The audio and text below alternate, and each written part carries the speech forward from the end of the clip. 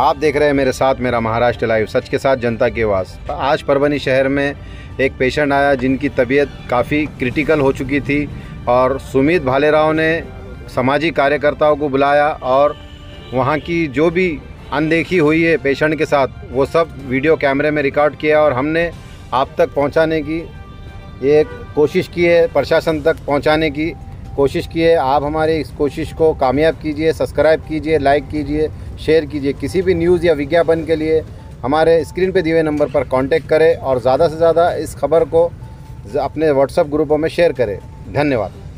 ते मशीन अर्धा तासापासून बंद होती, त्या बाईने जाऊन सांगितलं। आता मला येऊन 25-30 मिनिटं व्हायलेत मला। त्या म्हणतात आम्ही जेवण करू लागलो, भैया डॉक्टरला फोन लावलाय हां, आणि पुन्हा स्वतःच म्हणायला धमकी द्यायला का म्हणून बाबा परवानगी नाही आम्हाला मान्य आहे। मी इथंच कामं करतो, लोकांची मदत करतो मी हां,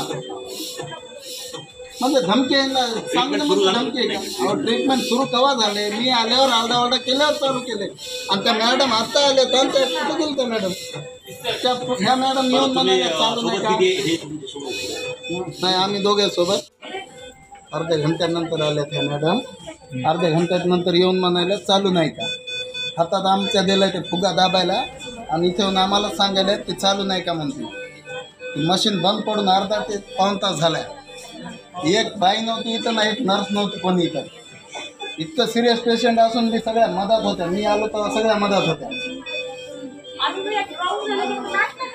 अहो मला येऊन 25 मिनिटं व्हायला मॅडम। ही बाईने सांगितलं तुम्हाला की ती मशीन बंद पडली म्हणून, काय केलं मग तुम्ही? मशीन बंद पडली म्हणल्यावर काम नाही चालू केलं तुम्ही हां? म्हणून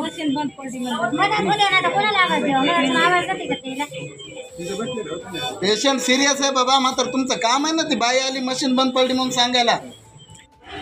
आज परभणी जिल्ह्याचा जिल्हा सामान्य रुग्णालय येथे एक अत्यंत गंभीर पेशंट आहे ज्याची तब्येत खूप खालावलेली आहे। मी इथे माझे मित्र सुमित भालेराव यांनी मला बोलवून घेतलं, स्वतः मी गेलतो। मला येऊन इथं अर्धा ते पाऊण तास व्हायला। मी आल्यावर बघितलं तिथले त्या मशीनी होत्या, जे व्हेंटिलेटरची मशीन होती, ज्या काही आपल्या मशीनी आहेत तिथे इलाज करण्यासाठी ती त्या मशीनी सर्व बंद पडल्या होत्या। ह्या आजीनं मी यायच्या अगोदर त्या आजीनं नर्सला जाऊन सांगितलं की मॅडम ही मशीन बंद पडली। हो यायलो असा उडवायचा एक बोलून त्यांना तिथून हाकलून देण्यात आलं। त्याच्यानंतर मी स्वतः गेलो 2 ते 3 वेळेस गेलो। तिथे एक वार्ड बॉय होता, त्याला म्हणलं बाबा डॉक्टरला बोलले, म्हणलं सिरियस पेशंट आहे आणि ह्या मशीनी पण बंद पडल्या। नर्स येऊन मला म्हणते मशीनी काय आम्ही चालू करत नाही, डॉक्टर येऊन चालू करत आणि आम्हाला माहीत नाही। ते पोरगं हिंडायले तिथं, त्याला सांगायलो बाबा ते पेशंटचं जे श्वास घ्यायचा आहे ते तक बंद झालेलं आहे, आता तू त्या मशीनी चालू कर। तर कोणी काही केलं नाही। मी अर्धा तास आरडाओरडा केला, तिथं सर्वांना गोळा केलं। त्याच्यानंतर डॉक्टर आला, डॉक्टर येऊन मला अरे तुरे भाषा डायरेक्ट म्हणला, शांत बस, तुला पेशंट तुला इलाज करायचा आहे का तुला काय करायचं ते सांग म्हणे। डायरेक्ट ह्या भाषेमध्ये त्याला डॉक्टरनं मला बोललेलं आहे, अरे तुरेच्या भाषेमध्ये। आणि यांचीच उगीरपणा आपणच ऐकून घ्यायचा आहे। पेशंट आमचा एक तर हे कशातच ठेवलेलं नाही आणि पेशंट मी स्वतः अवस्था बघून आलेलो आहे आणि बोलू देत नाही, तर स्वतः धमकी द्यायच्या ह्याच्यातून डॉक्टर मला स्वतः बोलला। मी वंचित बहुजन आघाडी युवा जिल्हा अध्यक्ष सुमित भालेराव। जेव्हा मी इथं दवाखान्यात आलो त्या टायमाला चालू होत्या। 5 मिनिटासाठी एक कॉल करण्यासाठी रमेश भाऊला बाहेर आलो, बाहेर येऊन मी मदत गेलो। त्या टायमाला मशीनी मला बंद दिसल्या। मी जाऊन त्याला 3दा सांगितलं की सर मशीन बंद पडली, सर मशीन बंद पडली।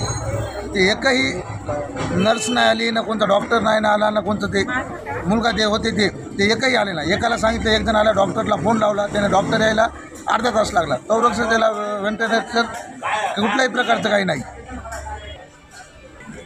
आणि त्याला बोलायला गेलं तर ते उडवाउडीचे उत्तर द्यायलेत, आरोतुरं बोलायलेत, काय हे नाही काय त्या मशिनीमध्ये फॉल्ट का आम्ही केला का हे केलं का। ह्याला म्हणलं लावलं पाहिजे पेशंट सिरियस आहे, दुसरं व्हेंटिलेशन लावा ते करा, पण ते कुठल्याही प्रकारचं काही ना कुठल्याही काही केलं नाही।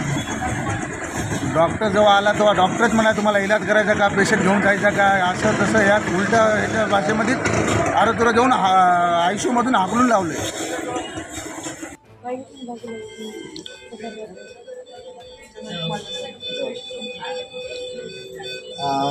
इथे सिव्हिल आपल्या जिल्हा सामान्य रुग्णालय इथे आले असता मी स्वतः निदर्शनामध्ये बघितले की 10 ते 15 मिनटापासून मी आहे इथे.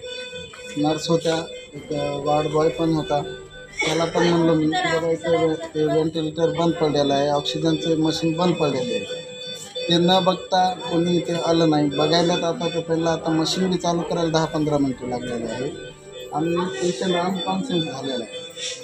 याची जबाबदारी इथले लोक जे आहेत हलगर्जीपणामुळे हे असे कामं होत आहेत तिथे आणि याचं कंप्लेंट तर करणारच आहोत आम्ही.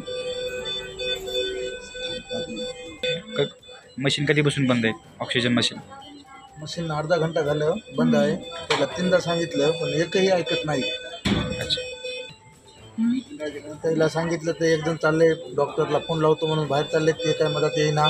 पूर्वावडीचे उत्तर हे ते देत राहिले. मी म्हणले की भाई आबो भेटायला पेशंटला तर माहीत नाही तुम्ही असं झगडा करायला चालात. आज केस तुमच्यावरच चलेन त्याच्यावरच केस चलेन. त्या धमक्या देत आहे. तर म्हणजे बाहेर तुम्ही आमच्या नंद्याला केलं होतं. जे माणसं आलं ते म्हणावं ते नाही तुमचं पेशंट बाहेर काढून तुमच्यावर कारवाई चलेन. तुम्ही कशाला अशी माणसं बोलवायला? हां इलाज नाही करत बोलले का मग? हां ती बाई म्हणली मला बाहेर व्हा बाहेर व्हा म्हणलं कळलं तुम्हाला बाहेर मग ते आमच्या नंद्याला सोडलं. ट्रीटमेंट सुरू झालं ना. काय म्हणालो ते अर्ध्या तासापासून बंद होतं. थोडं मागे आहे ना, मी थोडं मागे आहे. म्हटलं ह्या बाईनं बघितलं मी येऊन सर मला येऊन आता 25-30 मिनिटं व्हायले म्हणजे मला हां बरोबर म्हणजे काय म्हणणार सांगितलं कधी तुम्ही? या बाईनं माझ्या अगोदर सांगितलं, नंतर ह्यानं सांगितलं, मी आल्यावर स्वतः सांगितलं जाऊन. तर ते मुलगा बाहेर गेला फोन घेऊन. आता टेक्निकल इश्यू असेल काही झालं असेल हो बाबा मशीन चालू करू